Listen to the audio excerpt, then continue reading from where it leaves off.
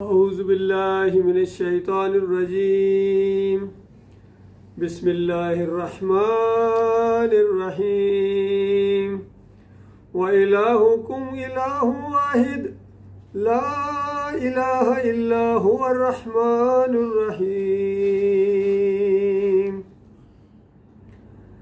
ये सूरह अल-बकरा की 163 नंबर आयत है।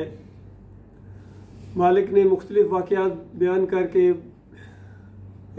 बनी इसराइल का जिक्र करके और निचोड़ के तौर पर ये मसला बयान किया कि देखो तुम्हारा इलाह, तुम्हारा माबूद बस सिर्फ एक है और वो ऐसा इलाह है कि अर्रहमान है, अर्रहीम है, उससे ज़्यादा कोई आपसे मोहब्बत और हमदर्दी करने वाला नहीं है। और कितना प्यारा रिश्ता है, आप ज़रा गौर करें कि जिसने ये ज़िंदगी बख्शी है, जिसने हमें बनाया है, उसके साथ हमें कितनी मोहब्बत होनी चाहिए।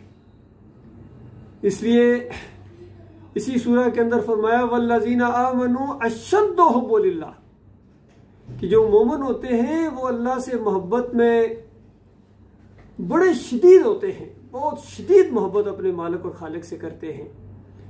और खशियत का ये आलम है कि उसकी नाराज़गी से डरते रहते हैं, उसकी रज़ा की तलब के हरीस होते हैं, नेकियों में आगे बढ़ने वाले और गुनाहों से पीछे हटने वाले। इनका मसला है ये इलाहुकुम इलाहुन वाहिद। इनकी सबसे बड़ी खूबी ये है कि अपने अल्लाह के अलावा किसी और को माबूद नहीं मानते हैं, किसी और को मदद के लिए नहीं पुकारते हैं, किसी और से उम्मीदें नहीं वाबस्ता करते हैं, किसी और पर तवक्कुल और भरोसा नहीं करते हैं। ये वो मसला है जिसको इंसानों की एक अजीम अक्सरियत ने हमेशा जुटलाया है और इस पर पर्दे डालने की कोशिश की है, इसको छुपाने की कोशिश की है, क्योंकि इस मसले को बयान करने की वजह से मफादात के ऊपर चोट पड़ती है। और ख़ासकर जो उलमा होते हैं, जो दीन को कारोबार की हैसियत बना चुके होते हैं, दीन से कमाते हैं, उनके लिए सबसे बड़ा मसला यही होता है कि इस मसले को दबाओ, इस मसले को छुपाओ। और इस मसले को अगर बयान कर दिया तो उनकी दुनिया में जो शोहरत है, दुनिया में जो उनका एक मकाम है, वो बाकी नहीं रहता है, क्योंकि इसी मसले को छुपाने की वजह से वो सारे मफादात समेट रहे होते हैं। तो बड़ी सख्ती के साथ ये जो आयात इससे पहले चली आ रही हैं उसके ऊपर आप गौर करें। मालिक फरमाता है इन्नल्लज़ीना यक्तुमूना मा अनज़लना मिनल बय्यिनाति वल हुदा, कि वो लोग जो हदायत की इन बातों को, ईमान के इस मसले को जो हमने नाजिल किया है लोगों की हदायत के लिए, इसको छुपाते हैं। मिन बादि मा बय्यन्नाहु लिन्नास फिल किताब, इसके बाद के अल्लाह ताला ने इस मसले को बिल्कुल वाज़े तौर पर सबसे ज्यादा खोल के इसी मसले को अल्लाह ताला ने बयान किया है। और यही वो मसला है जिसकी वजह से सारी कायनात को बनाया गया है, कि मालिक अकेला है इस पूरी कायनात का बनाने वाला, पूरी कायनात का चलाने वाला, बगैर किसी वजीर और बशीर के वो अकेला मालिक। और उसकी इस बादशाही के अंदर ये सिर्फ नहीं कि कोई शरीक नहीं है, बल्कि वो शिरकत बर्दाश्त नहीं करता है। हर ऐब से पाक होने के बावजूद मालिक फरमाता है कि इस मसले के अंदर कमजोरी ना दिखाना, गलती ना करना। ये वो मसला है कि अगर ये गलती लेकर आ गए कि मेरे अलावा किसी और को तुमने अपना माबूद बनाया, तो तुम्हारी सारी कारगुजारी के ऊपर पानी फेर दिया जाएगा।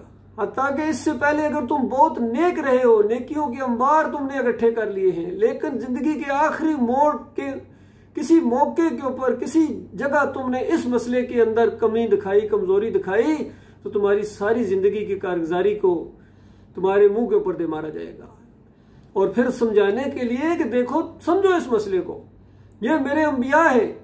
सूरह अल-अनाम के अंदर जिक्र किया 18 अंबिया का, उनकी तारीफें की, उनके अमाल के ऊपर उनको शाबाशी दी और आखिर में फरमाया वलौ अशरकू लहबता अन्हुम मा कानू यामलून, अगर ये भी शिरक करते तो इनका सारा किया कराया मैं गारत कर देता। सूरह जुमर के आखिरी रुकू में फरमाया कि और सुनो, सारे अंबिया का जिक्र किया। वलक़द उहिया इलैका व इलल्लज़ीना मिन क़ब्लिक लइन अशरकता लयाबतन्न अमलुका वलतकूनन्न मिनल खासिरीन, कि लोगों इस मसले को सुनो कि मेरा मालिक मेरे ऊपर वही के जरिए ये बात बता रहा है, यानी नबी अलैहिस्सलाम को कहा कि इस तरह लोगों को बताओ, और ये भी कि इससे पहले हर नबी को बराह रास्त ये वही की गई है, ये इसी तरीके से हर नबी को, पहले को भी, दूसरे को, तीसरे को, अब आप आखिरी हैं, आपको भी उसी अंदाज से मालिक ने खिताब किया है कि अगर तूने भी शिरक किया लयाबतन्ना अमलों का, तेरा अमल खत्म हो जाएगा। वलतकूनन्ना, अरबी जानने वाले जानते हैं कि अरबी के इन अल्फाज में कितना जोर है, कि 3 गोया स्टंपें लगाई गई हैं कि जरूर बिल जरूर तुम खसारा पाने वालों में शामिल हो जाओगे। ये वो मसला अल्लाह के बंदों, कुरान का मसला अल्हम्दुलिल्लाह की बिस्मिल्लाह से लेकर वन्नास तक एक ही मसला, इसी के गिर्द पूरा कुरान घूमता है, और पूरे कुरान का यही निचोड़ है कि ला इलाहा इल्लल्लाह मुहम्मद रसूलुल्लाह। और यही वो कलमा है कि जब कोई पढ़ता है दिल की गहराई से, इकरारुम बिल लिसान व तस्दीकुम बिल कल्ब, के जुबान से जब इकरार करे और दिल पूरी तरह इसके साथ तस्दीक कर रहा हो, तो वो दायरा इस्लाम के अंदर आ जाता है। अभी सलात तो बाद में पढ़नी है, ज़कात बाद में देनी है, दूसरी चीजें अभी बाद में है, अभी वो दायरा इस्लाम के अंदर आ गया है ये कलमा पढ़ने की वजह से। और गौर करो, इसी कलमे के अगर पहले हिस्से का या दूसरे हिस्से का वो इनकार करेगा तो फिर सलात के बावजूद, उम्रा और हज के बावजूद वो दायरा इस्लाम से निकल जाएगा, क्योंकि इलाहुकुम इलाहु वाहिद ला इलाहा इल्ला हुवा रहमान रहीम, कि तुम्हारा माबूद बस एक माबूद है। वो जो अरकान इस्लाम बताए गए उसमें पहला पिलर ये है कि इस बात की गवाही देना कि अल्लाह के अलावा कोई माबूद नहीं है और मोहम्मद सल्लल्लाहु अलैहि वसल्लम अल्लाह के आखिरी रसूल हैं। तो ये इलाह का मसला जो लोग छुपाते हैं, हालांकि इस मसले को अल्लाह ताला ने खोल के इंसानों के लिए बयान किया है। मालिक से ज्यादा इंसानों से कोई मोहब्बत करने वाला नहीं है, मालिक से ज्यादा कोई मसला आसान करके समझाने वाला और बताने वाला नहीं है। दुनियावी लिहाज से देखिए, अगर कोई उस्ताद अच्छे अंदाज से, सादा अंदाज से कोई सवाल समझाए तो उसको अच्छा समझा जाता है, और जो मुश्किल तरीके से समझाए, समझ को ना बात आए तो उसको अच्छा नहीं समझा जाता है।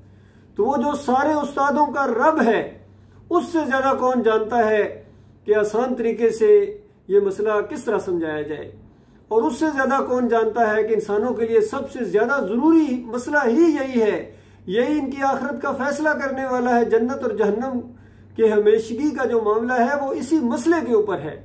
तो आप खुद सोचिए कि इस मसले को जो छुपाए इंसानों तक वो मसला ना आने दे, हालांकि अल्लाह ने इसको खोल के बयान किया है।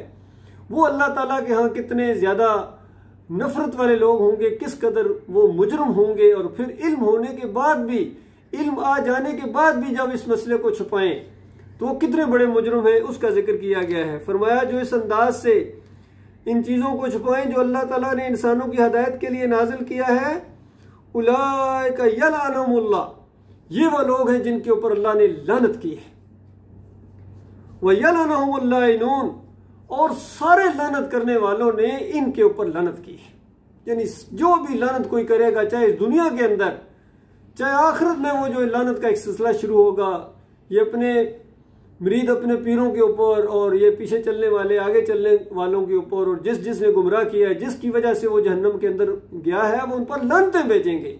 तो ये वो लोग हैं जो सही मानों में अल्लाह की लानत और फरिश्तों की लानत और तमाम इंसानों की लानत इनके ऊपर पड़ने वाली है। और इस लानत से बचने का सिर्फ एक ही तरीका है जो यहाँ बयान किया जा रहा है। फरमाया इल्लल्लाज़ीना ताबू, कि जो इस चीज से तौबा कर ले, माफी मांग ले, एहसास जब दिलाया जाए तो उसके बाद वो अल्लाह से माफी मांगे कि कितना बड़ा जुर्म इस कायनात के अंदर, जो सबसे बड़ा जुर्म है ईमान अकीदे की बात को छुपाना, वो इनसे सरजद हो गया है, और इसकी कितनी खौफनाक सजा इनके सामने आने वाली थी। अब अगर वो डर जाएं और तौबा कर लें, माफी मांग लें, व असलहू, और अपनी फिर इसलाह करें, यानी दोबारा ये काम ना करें, दीन को ना छुपाएं, ईमान अकीदे को ना छुपाएं, व बय्यनू, और बयान करें, क्योंकि ये मुकर्रर किस्म के लोग हैं, खतीब किस्म के लोग हैं, उलमा किस्म के लोग हैं, इनकी वजह से इंसानियत गुमराह हुई है। स्टेजों से बोलने वाले लोग थे, अब इनके ऊपर अल्लाह ने ये कड़ी शर्त लगाई है कि उसी स्टेज से आप ऐलान करोगे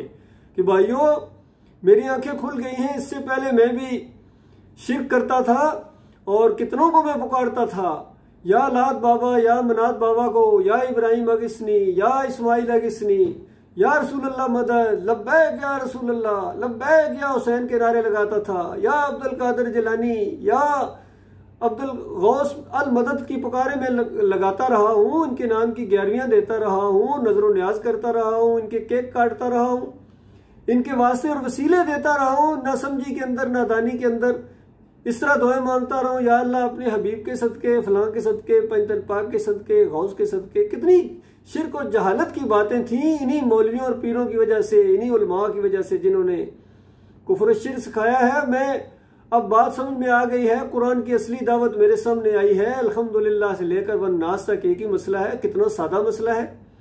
सूरह अल कमर के अंदर तो 6 मरतबा यह आयत दोहराई गई है, वलकद यस्सरनल कुरान लिज़िक्र फहल मिन मुज़क्किर, कि हमने इस कुरान को नसीहत के लिए आसान कर दिया है कोई नसीहत हासिल करने वाला? यानी इस कुरान से जो नसीहत हासिल कर ले वो तो ईमानदार हो जाएगा, वो तो मोमिन बन जाएगा। और ये नसीहत हासिल करना बहुत आसान कर दिया अल्लाह ताला ने।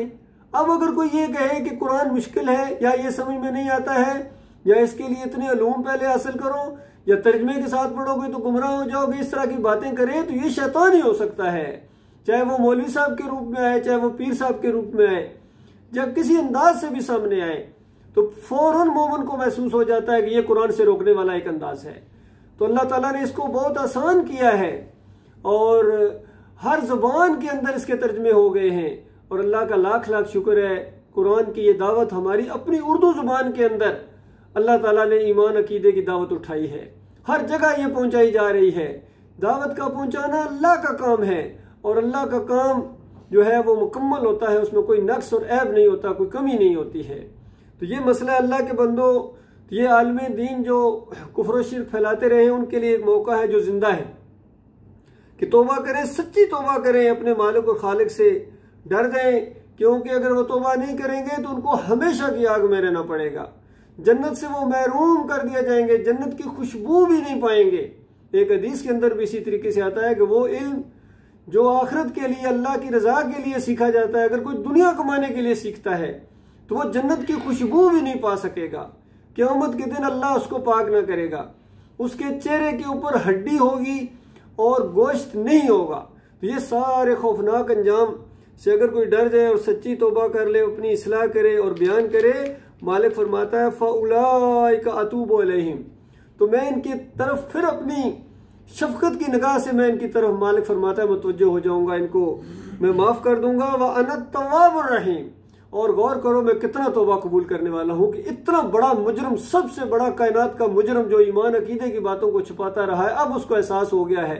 पूरी जिंदगी अगर ये काम करता रहा, 80, 90, 95 साल तक अगर वो इसी तरह करता रहा है और फिर एहसास हो जाए और अल्लाह की तरफ रुजू करे, अल्लाह से माफी मांग ले, तो मालिक फरमाता है मैं इसलिए तौबा उसकी कबूल करूंगा कि मैं बहुत ज्यादा तौबा कबूल करने वाला हूं, मैं बहुत ज्यादा माफ करने वाला हूं।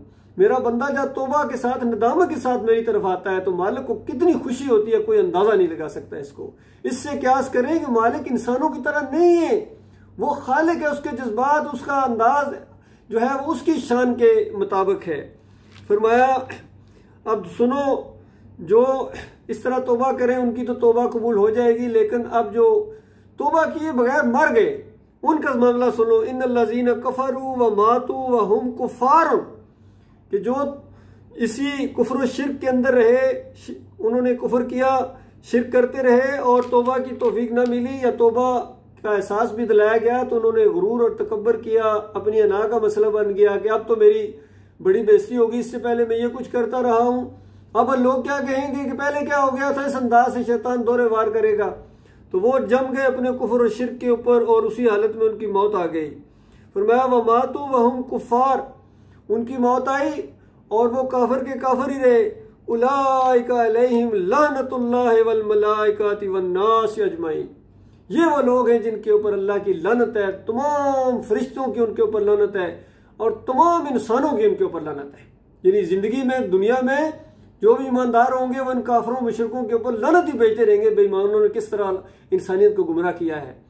और मरने के बाद जो कुफ्र शिर्क के ऊपर गए हैं, इनके मुरीद, इनके शागिर्द और इनके जितने भी पीछे चलने वाले थे, चाहे दुनिया में इनके नारे लगाते रहे हों, सर बुलंद देवबंद देवबंद के नारे या आला हजरत के नारे लगाते रहे हों, या और दूसरे हैं अहले हदीस हैं, सल्फी हैं, इनकी तारीफें करते रहे अपने अकाबरीन की, लेकिन कोई इनकी किताब उठाकर देखो, अकीदे के ऊपर जो किताब हो, किसी मसलक की हो, वो अकायदे उलमाए देवबंद हो, वो आला हजरत के मलफूजात हों, कंज़ुल ईमान हो, या शाह वलीउल्लाह की अनफासल अरफीन हो, हुज्जतुल्लाह अल बालगा हो, अब्दुल कादिर जिलानी की फ्यूज़ यज़दानी हो, और गुनियतुत तालिबीन हो, अली हजवेरी की कश्फुल माजूब हो, और ये मुजद्दिद अल फज़ानी के मलफूजात और खतूत हों, मुहियुद्दीन की चिश्ती की कोई किताब उठाकर देख लो, और आज जितने ये मसलक पाए जाते हैं अकीदे के ऊपर, जितनी किताबें, कोई एक किताब दिखा दो जिसके अंदर शिरक ना हो।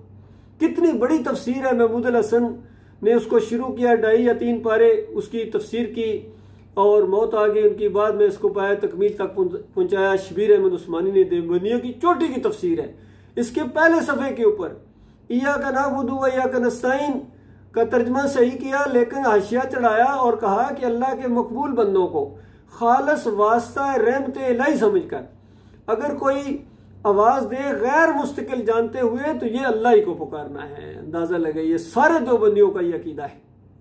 आज दिन तक इसको जो चाहे तकी उस्मानी हो या रफ़ी उस्मानी या उससे पहले मुफ्ती शफी, सब ने इसी अंदाज से इसी कुफ्र और शिर्क को कायम रखा है।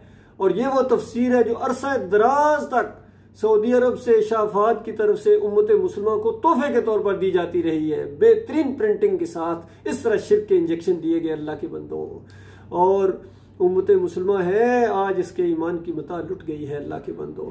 तो बताओ किसने इजाज़त दी थी इनको इस तरह कुफ्र और शिर्क फैलाने की? अल्लाह की तौहीद की आयात को कुफ्र और शिर्क के अंदर बदली करने के बाद फिर इनकी तारीफें करते और कहते हो कि रहमतुल्लाह अलैह है, ये अल्लाह इन्होंने इनके ऊपर रहमत करे।